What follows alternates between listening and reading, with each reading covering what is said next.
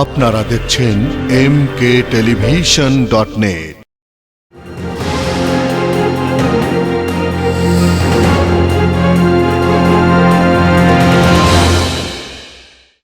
দিনাজপুরের ঘোড়াঘাটে এখন আম বাগানগুলোতে আমের মুকুলে ভরে গেছে। মৌ মৌ গন্ধে সুবাস ছড়াচ্ছে চারিদিক। এ নিয়ে ঘোড়াঘাট প্রতিনিধির পাঠানো তথ্য ও ভিডিও চিত্র নিয়ে দেখুন মোস্তাফিজুর রহমানের একটি ডেস্ক রিপোর্ট।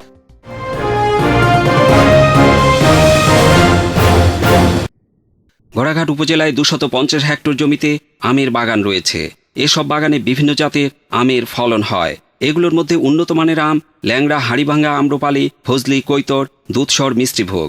ভালো মানের আমের বাগান তৈরি করে একদিকে বাগান মালিকরা যেমন অধিক মুনাফা অর্জন করছেন, তেমনি অপরদিকে ব্যবসায়ীরাও লাভবান হচ্ছেন।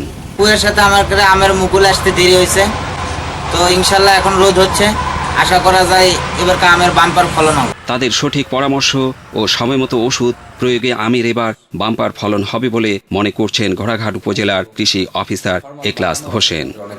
এখানে অনেক জাতের, বিশেষ করে আম্রপালি, আপনার হাড়িভাঙ্গা, মিষ্টিভোগ, ল্যাংড়া এই ধরনের সুস্বাদু আমের আবাদ এখানে হয়ে থাকে এবং গুণগত মানসম্পন্ন আম হয়। এই সকল আমের মুকুল অলরেডি গাছে আসা শুরু হয়ে গেছে। এবার শীত একটু লং টাইম থাকার কারণে আপনার মুকুলগুলো দেরিতে আসতেছে, কিন্তু মাঘ মাসের তাপমাত্রা বাড়ার সাথে সাথে অলরেডি আমাদের গাছে মুকুল আসা শুরু হয়ে গেছে। ক্ষতিকারক পোকার হাত থেকে গাছের মুকুল রক্ষা পাওয়ায় এবং আবহাওয়া ভালো থাকার কারণে আমের বাগান মালিকরা লাভবান হবেন বলে আশা করছেন।